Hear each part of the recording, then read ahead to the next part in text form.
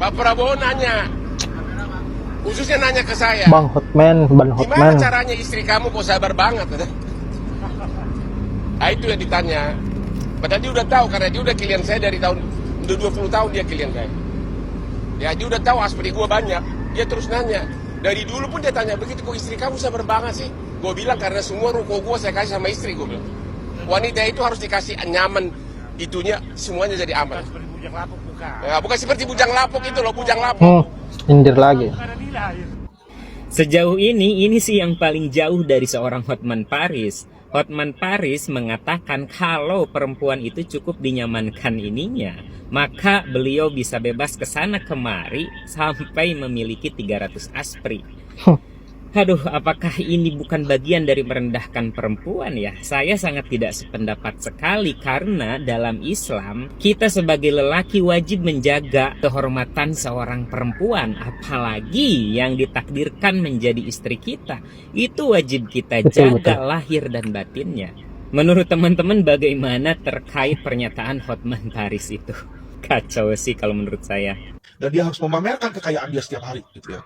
Yang mana kalau menurut saya sih banyak orang ngelihat dia kayak begitu, banyak yang udah mulai enak sih gitu ya. Karena merasa ya lu kaya-kayanya lu orang banyak lebih kaya gitu. Kayak saya misalnya melihat banyak teman-teman saya lebih kaya dari Hotman. Ya dia tuh kekayaannya nggak ada apa-apanya. Apalagi dibanding 9 naga, dia boro-boro naga, cacing aja bukan gitu kan. Jadi kalau saya lihat nggak ada kekayaan dia tuh nggak bisa dianggap dengan 9 naga. Ya nggak ada kekayaan dia tuh nggak 1/10-nya, nggak 1/100-nya teman-teman ya. Tapi dia merasa diri dia tuh hebat sekali sehingga memamerkan. Padahal orang-orang yang lebih kaya dari dia, kita contoh ya, Agwan itu yang punya PIK, ya kan, yang punya PIK itu kaya sekali. Mas Gion yang punya Mas Gion itu juga kaya ya. Mobilnya aja Rolls Royce Bentley aja juga dia punya gitu ya. Rumah dia punya mewah ya. Jadi dan orang-orang yang benar-benar kaya itu, saya justru melihat mereka itu sama sekali nggak suka diumbar kalau mereka kaya gitu loh. Jadi misalnya dia punya rumah mereka aja mereka nggak pernah mau pamerkan ke orang-orang atau ke selebgram ya. Saya melihat seperti itu teman-teman ya. Contoh saya melihat seorang yang 9 naga zaman dulu teman-teman. 9 naga tahun 1990 salah satunya menurut saya adalah Bapak Jan Darmadi. Jan Darmadi ini adalah salah satu ketua One Team Press ya zaman Jokowi. Dan saya bilang dia sangat kaya. Kenapa? Dia punya Setiabudi Residen, dia punya Hotel Mandarin. Tapi kalau saya nggak bilang sama teman-teman, mungkin orang-orang banyak yang nggak tahu. Ya, Jan Darmadi itu dulu partner papa saya ketika papa saya membuka Copacabana teman-teman ya. Ketika membuka tempat perjudian.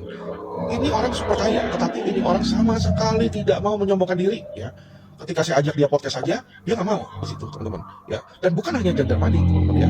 Orang-orang lain yang super kaya itu jarang yang mau memamerkan kekayaannya dia. Justru orang yang pamer kaya itu orang yang baru kaya ya.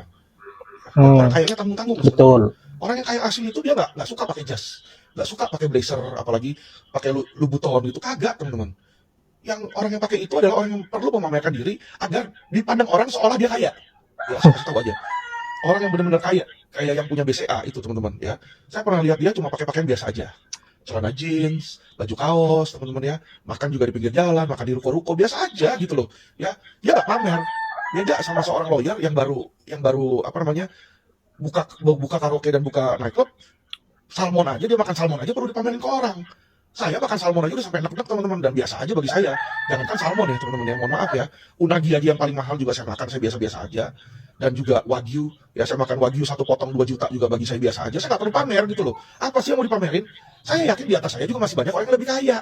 Ya, di atas gunung itu ada gunung. Jadi kalau orang yang benar-benar kaya dan orang yang benar-benar bijak, saya yakin dia nggak mau pamerin. Justru kalau orang yang pamer kekayaan itu, dia akan menimbulkan keirian, dengki di hati orang lain dan mungkin akan menimbulkan apa namanya ya? Jadi kayak atraksi ke anjing, itu apa gitu dan orang-orang iri. Itu akan tertarik dengan orang-orang yang sombong seperti itu teman-teman ya. Dan kita lihat bahwa pamer kekayaan itu tidak berakhir baik. Kenapa? Kita contoh Willy Salim teman-teman. Belum lama Willy Salim itu dia bikin konten dia merasa terganggu dan dia juga bikin konten minta maaf karena selama ini konten dia selalu pamer kekayaan, pamer uang dan bagi-bagi uang, bagi-bagi hadiah. Akhirnya apa teman-teman ya? Dia membuat masyarakat ini menjadi budaya pengemis. Paris Huta PA. Aduh, Pak Hotman, ternyata selama ini saya salah. Selama ini saya cukup bersimpati kepada Pak Hotman Paris Huta PA. Tapi kemarin saat kasus Ibu Ami yang dari Singapura itu, yang anaknya dibawa kabur oleh suami sama pelakor, ya, saya juga heran. Saya pikir Ibu Ami sudah mengemis gitu untuk minta tolong sama Bapak, kirain Bapak yang mau bela beliau, tetapi tidak, ternyata Bapak masih kurang uang saya rasa ya. Nah sekarang Pak Hotman Paris Huta PA membela orang yang jelas-jelas salah. Saya kira Bapak pinter, tapi Bapak tolol.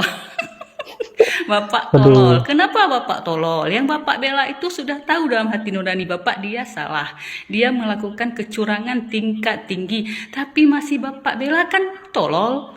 Atau Bapak karena itu tadi, karena uang. Berarti Bapak nggak kaya raya dong. Yang kayak orang-orang mikirin, yang kayak saya pikirin selama ini. Bapak nggak kurang, Bapak berarti masih kurang uang. Atau ada misi-misi lainnya, saya kurang tahu. Tapi jelas, Bapak sangat tolol. Kenapa Bapak menyebutkan Sangat Bapak tolol. Anies tolol?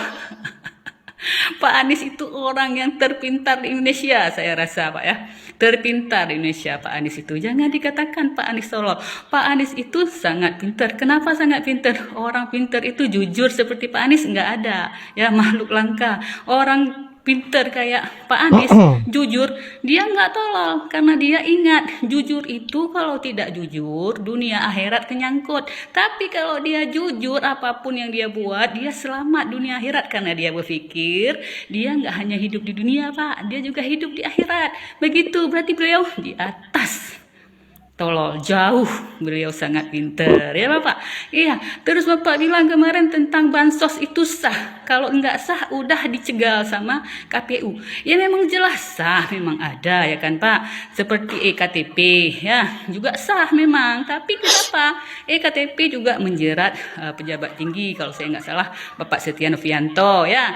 Bapak itu juga dijerat karena korupsi. Begitu juga bansos, sebenarnya bukan masalah sah tidak sahnya Bapak. Saya Pak kan ini Pak, ibu Penyalahgunaannya. cuma pegangnya sapu tiap hari, pegang cuci piring ya Pak. Tapi saya berpikir ini makin lama makin aneh ini. Kok orang-orang pintar seperti Bapak kemana ini akal sehatnya? Ya, bansos memang sah, jelas sah. Tetapi ketika dikeluarkan dengan berapa kali lipat dengan tahun-tahun yang lalu sebelum Bapak Jokowi terhormat menjadi presiden, berlipat ganda anggarannya, dan kemudian kenapa kok atas nama pribadi dia setelah dikeluarkan bansos? Memangnya junjungan Bapak itu, Jokowi itu ada nabung di APBN? Alah, Pak Hotman Paris, tapi ya Pak, salam waras Pak ya, Assalamualaikum.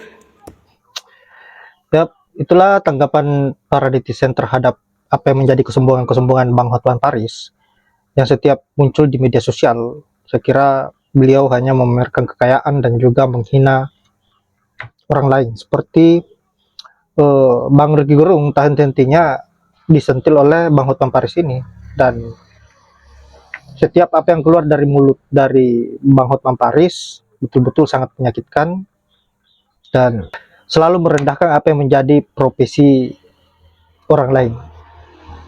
Nah, kemudian yang terjadi di video pertama tadi, seolah-olah Bang Hotman Paris ini lagi dan lagi merendahkan seorang perempuan, yang bisa kita simpulkan bahwa seorang perempuan hanya membutuhkan uang, kemudian bisa diapakan saja oleh seorang laki-laki. Artinya, perempuan tidak mempunyai harga diri sama sekali, karena hanya dihargai dengan uang. Dan apa yang menjadi perkataan Bang Hotman Paris ini sangat berbahaya dan lagi berpotensi untuk mengundang para netizen untuk berkomentar dengan cara yang keras. Nah, kita hanya bisa berharap bahwa Bang Hotman Paris ini bisa berubah, bisa mengubah sifatnya yang tadinya sombong untuk dikurang-kurangin lah, agar para netizen ini tidak lagi menyerang secara brutal. Karena saya kira kalau Bang Hotman Paris terus-terusan mempunyai sikap yang arogan, sombong, dan suka mengucilkan orang lain, maka kegaduhan-kegaduhan itu tidak akan pernah berhenti. Karena dari perkataan Bang Hotman Paris lah akhirnya timbul caci maki dari para netizen seperti yang ada di video tadi. Maka dari itu, sebagai orang yang memang terdidik, mempunyai gelar yang hebat, sebagai lawyer yang saya kira sangat tersohor di negeri ini, seharusnya memberikan contoh yang baik agar menjadi panutan rakyat Indonesia, bertutur kata yang baik agar tidak menimbulkan keisuran-keisuran yang saya kira tidak perlulah, karena keisuran-keisuran lainnya masih banyak yang menumpuk mengenai persoalan kinerja dari presiden kita dan yang lain-lain, koruptor dan kasus-kasus yang belum terselesai seperti Pina Cirebon ini, saya kira Anda usah lagi menambah-nambah